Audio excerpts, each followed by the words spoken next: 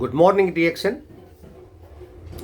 My name is Ananda Musli, Bagalkot, Karnataka State. My mobile number is 9242494770.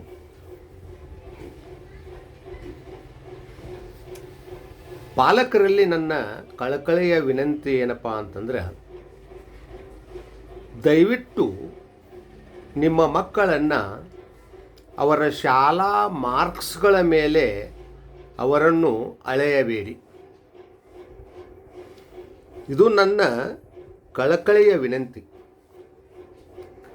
ದಯವಿಟ್ಟು ನಿಮ್ಮ ಮಕ್ಕಳನ್ನು ಅವರ ಶಾಲೆಯ ಮಾರ್ಕ್ಸ್ ಕಾರ್ಡ್ನಿಂದ ಅವರನ್ನು ಅಳೆಯಬೇಡಿ.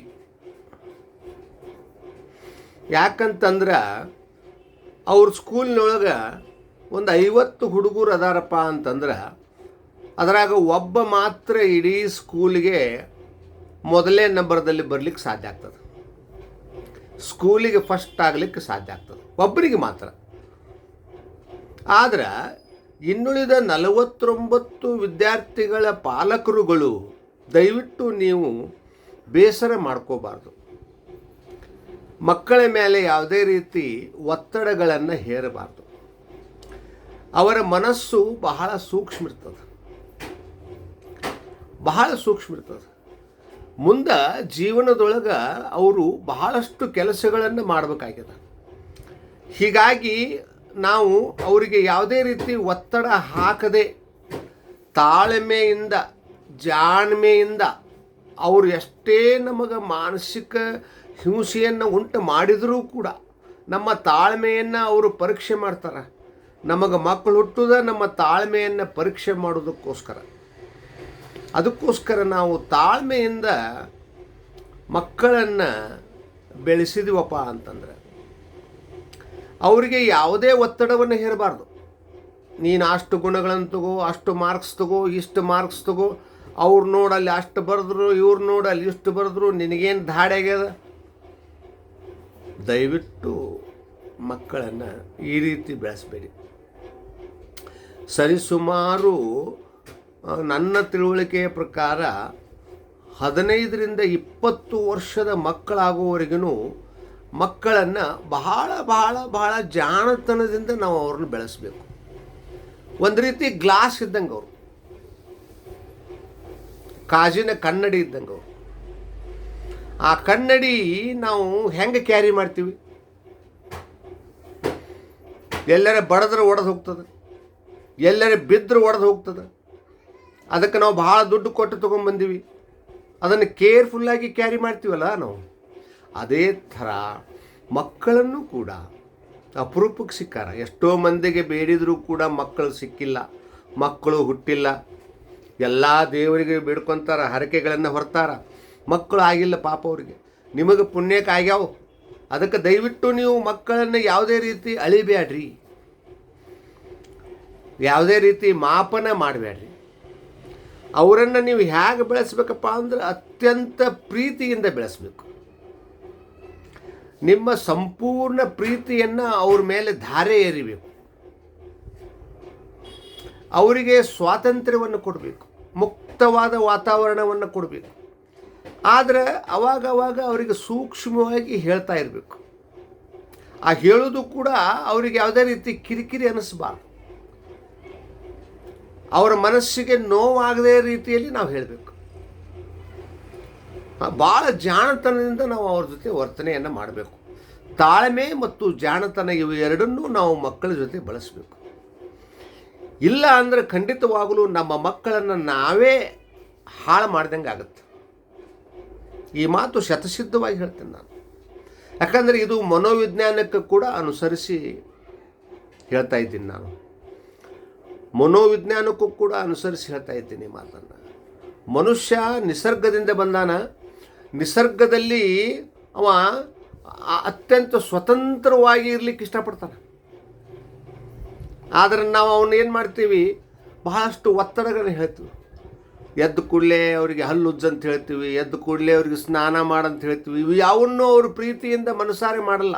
ಇರಲಿ, ಪರವಾಗಿಲ್ಲ. ಒಳ್ಳೆಯ ಸಂಸ್ಕಾರ, ಒಳ್ಳೆಯ ಒಂದು ಪದ್ಧತಿಗಳನ್ನು ನಾವು ಮಕ್ಕಳಿಗೆ ಹಾಕಬೇಕು. ಅದಕ್ಕೋಸ್ಕರ ಅದನ್ನು ಹೇಳಬೇಕು. ಅದನ್ನು ಕೂಡ ನಾವು ಪ್ರೀತಿಯಿಂದ, ಈಗ ನೋಡಿ, ನಾನು ಹಲ್ಲು ತಿಕ್ತೀನೋ ನೀನು ತಿಕ್ಕು, ನಾನು ಹಲ್ಲು ಉಜ್ಸ್ತೀನೋ ನೀನು ಉಜ್ಜು, ಈಗ ಇದು ಬ್ರಷು, ಇದು ಪೇಸ್ಟು, ಇದಕ್ಕೆ ಹಚ್ಕೊಂಡು ನಾವು ಉಜ್ಜಬೇಕು. ಅಂದರೆ ಬಾಯಿಯೊಳಗೆ ಬವ್ವ ಆಗಲ್ಲ, ಹುಳ ಆಗಲ್ಲ. ಹೀಗೆಲ್ಲ ಅವ್ರನ್ನ ಸಮಾಧಾನದಿಂದ, ಅವ್ರು ಭಯಂಕರ ನಿಮ್ಮ ತಾಳ್ಮೆಯನ್ನು ಪರೀಕ್ಷೆ ಮಾಡ್ತಾರೆ. ಅವ್ರು ಇರೋದೇ ನಿಮ್ಮ ತಾಳ್ಮೆ ಪರೀಕ್ಷೆ ಮಾಡೋದಕ್ಕೋಸ್ಕರ. ಆದರೆ ನೀವು ಇಷ್ಟೆಲ್ಲ ಕಷ್ಟಪಟ್ಟು ದೇವರಿಗೆ ಬೇಡ್ಕೊಂಡು ಹರಕೆ ಹೊತ್ತು ಅವ್ರನ್ನ ಹರಿದಿರಪ್ಪ ಅಂದಮೇಲೆ ತಾಳ್ಮೆಯಿಂದ ಅವ್ರ ಜೊತೆ ವರ್ತನೆ ಮಾಡಬೇಕು. ಒಳ್ಳೆಯ ಮಕ್ಕಳನ್ನು ನೀವೇನಾದರೂ ಸೃಷ್ಟಿ ಮಾಡಬೇಕು, ನಿಮ್ಮ ಮಕ್ಕಳನ್ನು ಒಳ್ಳೆಯ ರೀತಿ ಬೆಳೆಸ್ಬೇಕಂತ ಇಚ್ಛೆ ಇದ್ದರೆ ನೀವು ದಯವಿಟ್ಟು ಅವರು ಸ್ಕೂಲ್ನಾಗ ಇರ್ತಕ್ಕಂಥ ಅವರ ಮಾರ್ಕ್ಶೀಟನ್ನು ನೋಡಿ, ಅವರಿಗೆ ಎಷ್ಟು ಗುಣಗಳು ಬಿದ್ದಾವು ಅನ್ನೋದನ್ನು ನೋಡಿ ಅವ್ರನ್ನ ನಿರ್ಧಾರ ಮಾಡಬೇಡಿ. ಮತ್ತು ಅಪ್ಪಿತಪ್ಪಿ ನೀವು ಅವರಿಗೆ ಹೊಡಿಬೇಡಿ, ದಯವಿಟ್ಟು ಹೊಡಿಬೇಡಿ.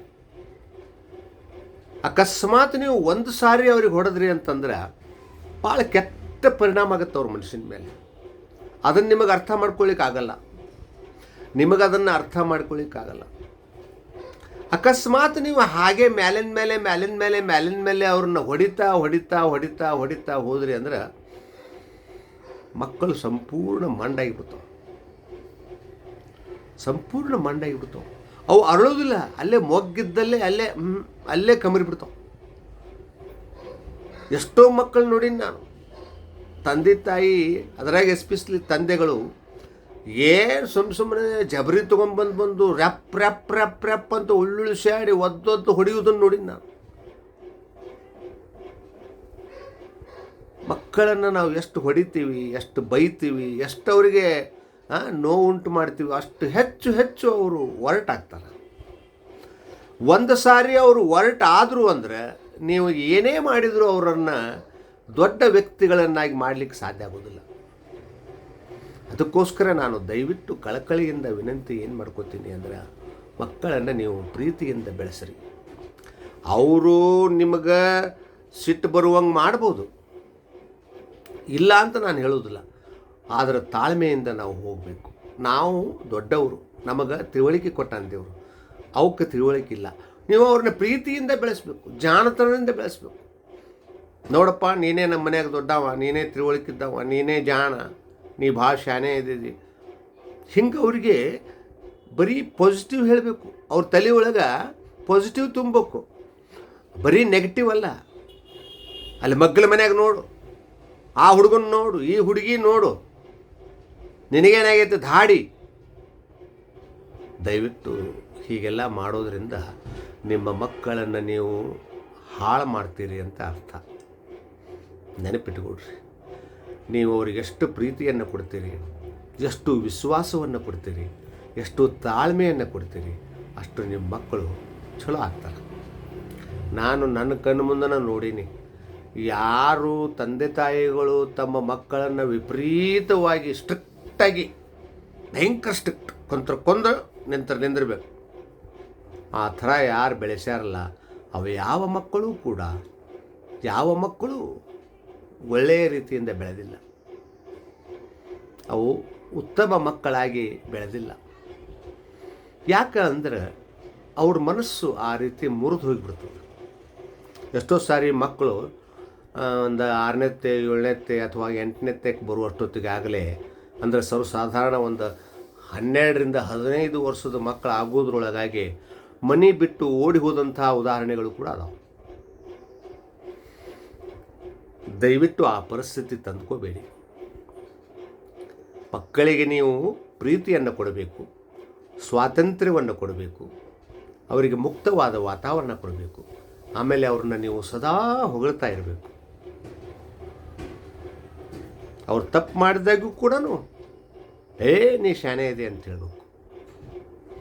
ನೋಡು, ಆ ಹುಡುಗ ಎಷ್ಟು ತಪ್ಪು ಮಾಡ್ತಾನೆ, ನೀನು ಅಷ್ಟು ತಪ್ಪು ಮಾಡ್ತಾ ಇಲ್ಲ. ನೋಡು, ಆ ಹುಡುಗಗೆ ಬರೀಲಿಕ್ಕೆ ಬರೋಲ್ದು, ನೀ ಬರಿತಾ ಇದ್ದೀಯಾ. ನೋಡು, ಅವನಕ್ಕಿಂತ ಚಂದ ಬರ್ದಿ ನೀನು. ಹಿಂಗೆ ಮಾತಾಡಬೇಕು, ಭಾಳ ಮುಖ್ಯದ. ನನಗೆ 2 ಹೆಣ್ಣು ಮಕ್ಕಳು, ನಾನು 2 ಹೆಣ್ಣು ಮಕ್ಕಳನ್ನು ಎಷ್ಟು ಸಾಧ್ಯದ ಅಷ್ಟು ಪ್ರೀತಿಯಿಂದನೇ ಬೆಳೆಸೀನಿ.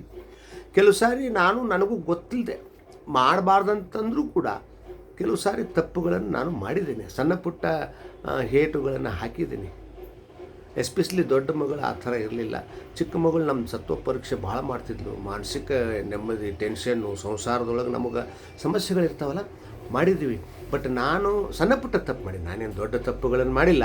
ನನಗೆ ಅಷ್ಟೊತ್ತಿಗಾಗಲೇ ಸಾಕಷ್ಟು ತಿಳುವಳಿಕಿತ್ತು. ಮಕ್ಕಳನ್ನು ಜಾಣ್ಮೆಯಿಂದ ತಾಳ್ಮೆಯಿಂದ ಬೆಳೆಸಬೇಕು ಅನ್ನೋದು ಗೊತ್ತಿತ್ತು ನನಗೆ. ಆದರೂ ಮಕ್ಕಳು ಭಾಳ ಪರೀಕ್ಷೆ ಮಾಡ್ತಾವೆ. ಅದಕ್ಕೆ ದಯವಿಟ್ಟು ನಾನು ಸಣ್ಣ ಪುಟ್ಟ ತಪ್ಪು ಮಾಡಿರ್ಬೋದು, ಬಟ್ ನಾನು ಮಕ್ಕಳನ್ನು ಹಾಳು ಮಾಡಿಲ್ಲ. ನನ್ನ ಇಬ್ಬರು ಮಕ್ಕಳುಗಳು ತುಂಬ ಉತ್ತಮವಾಗಿ ಬೆಳೆದವು, ಒಳ್ಳೆಯ ಸಂಸ್ಕಾರವನ್ನು ಹೊಂದಿದ್ದಾರೆ. ಇಬ್ಬರಿಗೂ ಮದುವೆ ಆಗ್ಯದ, ಇಬ್ಬರಿಗೆ ಮಕ್ಕಳಾಗ್ಯಾವು, ಇಬ್ಬರು ಚೆನ್ನಾಗಿದ್ದಾರೆ. ಆದರೂ ನಾನು ಸಣ್ಣ ಪುಟ್ಟ ತಪ್ಪುಗಳನ್ನು ಮಾಡಿದ್ದೀನಿ ಅಂತ ಹೇಳ್ತೀನಿ. ಆದರೆ ನೀವು ಮಾಡಬೇಡಿ. ನನ್ನಷ್ಟು ಚಿಕ್ಕ ಪುಟ್ಟ ತಪ್ಪುಗಳನ್ನು ಕೂಡ ನೀವು ಮಾಡಬೇಡಿ. ಯಾಕಂತಂದರೆ ಮಕ್ಕಳು ಬಹಳ ಉತ್ತಮವಾಗಿ ಬೆಳೀಲಿಕ್ಕೆ ಅವಕಾಶ ಇದೆ. ನೋಡಿರಿ, ಈಗ ಅವರು ನೀವು ಶಾಲೆ ಒಳಗೆ ಡಿಸ್ಟಿಂಕ್ಷನ್ ಬರಬೇಕು, ಕ್ಲಾಸಿಗೆ ನಂಬರ್ 1 ಬರ್ಬೇಕು ಅನ್ನೋದು ಮುಖ್ಯ ಅಲ್ಲ. 50 ಮಕ್ಕಳಿದ್ರೆ 50 ಥರ ಇರ್ತಾರವರು. ಒಬ್ಬ ಹುಡುಗ ಆರ್ಟ್ನೊಳಗೆ ಶಾನೆ ಇರ್ತಾನೆ, ಇನ್ನೊಬ್ಬ ಹುಡುಗ ಮಾತಾಡೋದ್ರಾಗ ಶಾನೆ ಇರ್ತಾನೆ, ಮತ್ತೊಬ್ಬ ಹುಡುಗ ಆಟ ಆಡೋದ್ರಾಗ ಶಾನೆ ಇರ್ತಾನೆ, ಇನ್ನೊಂದು ಹುಡುಗ ಚಿತ್ರಕಲೆಗಳನ್ನು ಬಿಡಿಸೋದ್ರಾಗ ಶಾನೆ ಇರ್ತಾನೆ, ಇನ್ನೊಂದು ಹುಡುಗ ಹಾಡ ಹಾಡೋದ್ರಾಗ ಶಾನೆ ಇರ್ತಾನೆ, ಇನ್ನೊಂದು ಹುಡುಗ ಡಾನ್ಸ್ ಮಾಡೋದ್ರಾಗ ಶಾನೆ ಇರ್ತಾನೆ. ಆಯಾ ಹುಡುಗರಿಗೆ ಎದರಲ್ಲಿ ಆಸಕ್ತಿ ಅದ ಅನ್ನೋದನ್ನು ನೀವು ತಿಳ್ಕೊಂಡು ತಾಳ್ಮೆಯಿಂದ ಅವರಿಗೆ ಪ್ರೋತ್ಸಾಹವನ್ನು ಕೊಟ್ಟರೆ, ನೋಡಿರಿ ತೆಂಡೂಲ್ಕರ್ ಅವರು SSLC ಫೇಲು, AR ರೆಹಮಾನ್ ಅವರು ಮಹಾನ್ ದೊಡ್ಡ ಸಂಗೀತಕಾರರು, ಅವರು PUC ಸೆಕೆಂಡ್ ಇಯರ್ ಫೇಲು. ಇದನ್ನು ಯಾಕೆ ಹೇಳ್ತೀನಿ ಅಂತಂದ್ರೆ, ನೀವು ಬರೀ ಶಾಲೆ ಒಳಗೆ ಬಹಳಷ್ಟು ಗುಣಗಳನ್ನು ತೊಗೊಂಡ್ಬಿಟ್ರೆ ನಿಮ್ಮ ಮಕ್ಕಳು ಭಾಳ ಚಲೋ ಆಗ್ತಾರೆ, ಅವರ ಭವಿಷ್ಯ ಭಾಳ ಚಲೋ ಆಗ್ತದೆ ಅಂತ ದಯವಿಟ್ಟು ತಿಳ್ಕೊಬೇಡಿ. ದಯವಿಟ್ಟು ಮಕ್ಕಳನ್ನು ಬಡಿಬೇಡಿ, ಹೊಡಿಬೇಡಿ, ನಿಂದಿಸಬೇಡಿ ಅಂತ ನಾನು ವಿನಂತಿಯನ್ನು ಮಾಡ್ಕೊಳ್ತಾ ಇವತ್ತಿನ ಈ ನನ್ನ ವಿಡಿಯೋವನ್ನು ಮುಗಿಸ್ತಾ ಇದ್ದೀನಿ. ಮುಂದಿನ ದಿನಮಾನಗಳಲ್ಲಿ ಇಂಥ ವಿಷಯಗಳ ಬಗ್ಗೆ ಇನ್ನಷ್ಟು ಡಿಸ್ಕಷನ್ ಮಾಡೋಣ. ದಯವಿಟ್ಟು ನೀವು ಸಬ್ಸ್ಕ್ರೈಬ್ ಆಗಿರಲಿಲ್ಲ ಅಂದರೆ ಸಬ್ಸ್ಕ್ರೈಬ್ ಆಗಿರಿ, ಅಥವಾ ನೀವಾಗಿದ್ದರೆ ಬೇರೆ ನಿಮ್ಮ ಸ್ನೇಹಿತರಿಗೆ ಅದು ಸಬ್ಸ್ಕ್ರೈಬ್ ಆಗ್ಲಿಕ್ಕೆ ಹೇಳ್ರಿ, ಲೈಕ್ ಮಾಡಲಿಕ್ಕೆ ಹೇಳ್ರಿ, ಶೇರ್ ಮಾಡಲಿಕ್ಕೆ ಹೇಳ್ರಿ. ದಯವಿಟ್ಟು ನಿಮ್ಮ ಅಭಿಪ್ರಾಯಗಳನ್ನು ತಿಳಿಸ್ರಿ ಅಂತ ಹೇಳ್ತಾ ಇವತ್ತಿನ ದಿವಸ ವಿಡಿಯೋವನ್ನು ಮುಗಿಸ್ತಾ ಇದ್ದೀನಿ ಸರ್. Thank you.